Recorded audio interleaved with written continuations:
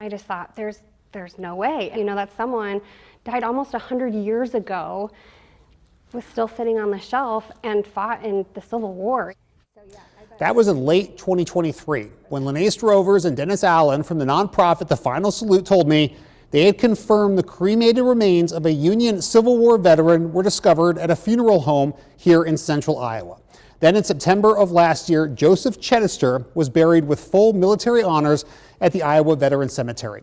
He's one of 84 veterans who've been left unclaimed here in central Iowa that The Final Salute and the military community across our state have given a family to. However, they always hope an actual family member will step forward. That's where Chittister's story took another amazing turn that we were fortunate enough to be there for again. These are steps towards finality. It's the saddest thing I ever heard. After all this time. To think that somebody, anybody you knew, was sitting on a shelf for 95 years. Barbara Aker and Carol Woosley finally know their great-great-grandfather Joseph Chittister's final resting place. He was lost and you adopted him. And you found him and you gave him respect and you gave him honor. And here he is. Here he is. This blustery fall day at the Iowa Veterans Cemetery was the latest salute to a man who really became part of our family over the last year. We had so much fun researching him, finding out about his life. And is now anything but forgotten. Just like how he was discovered by Lene Strovers and her Final Salute team, a dash of serendipity. It was just a whim. Played into this reunion too. It started, Carol was going to come from Chicago to visit me in Kansas City, and she was going to go to Marshalltown, Iowa, which is where my mother's family is from. The cousins, whose family has a passion for service and genealogy. And if you come back to Chittister, and this starts from 1608. Knew several details and have mementos from his life. I have here Joseph's button from his Civil War uniform. They also knew he died in Des Moines, but little else about what happened after. He lived 50 years in Kansas City and still had 3 daughters there. And then he lived in Redlands, California for about 15 years, and his wife was buried there. So we initially thought he could have been anywhere. However, since they were headed this way, I just went to find a grave and looked it up on Friday night. We were leaving Saturday morning to come to Marshalltown, and there was his headstone. Hey, I hadn't been there before, and then all of a sudden, the gravestone looked so fresh, and there were beautiful flowers, and we were just we gotta go. So that brought them to Van Meter the very next day. Saturday morning, we stopped here first, and the office was closed, and we just kind of drove right to it, and we stopped, and I said, well, there it is, right there, because it had such a wonderful, prominent place. That Monday, they visited again.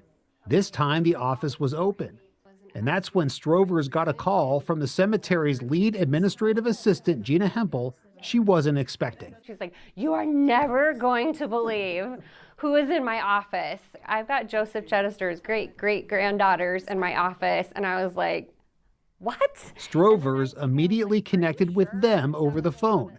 And when that conversation ended, it was nice because right after that, Lene called and said, can you and Chris talk? She called Dennis Allen and Chris Nagla, who did a lot of the genealogical work on Chittister's case.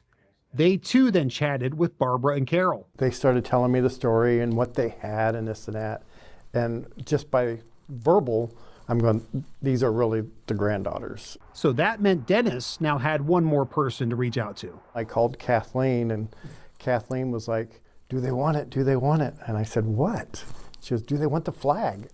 Kathleen Brandt is a professional international genealogist. A specialty, that is my calling, is military research. I love military research. Please accept this flag as a symbol of our appreciation for your loved one's honorable and faithful service. She was a shoulder to lean on when the Final Salute was working to confirm Chittister's background and was honored to receive his flag at the burial ceremony in September of last year.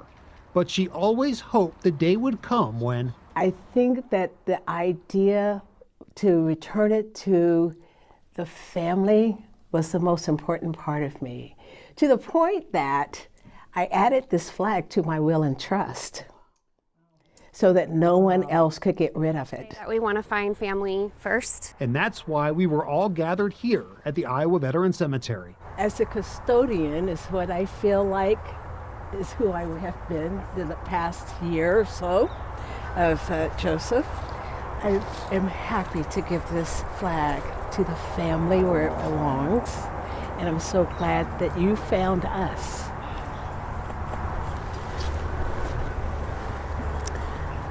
Thank you. You know, this is absolutely overwhelming, but in the best way possible. It is just We never dreamed. It's hard to believe this story is real. But after nearly a century all alone, Joseph Chittister's final chapter keeps getting better. And Barbara and Carol were also so appreciative of the Patriot Guard riders who took part in the flag transfer ceremony. Now, Lene Strovers tells me the final salute has already identified multiple veterans who will be laid to rest next year. They have a date set, Saturday, October 3rd, so put that on your calendar and make sure to follow the final salute on Facebook if you want to learn more about this amazing service they provide.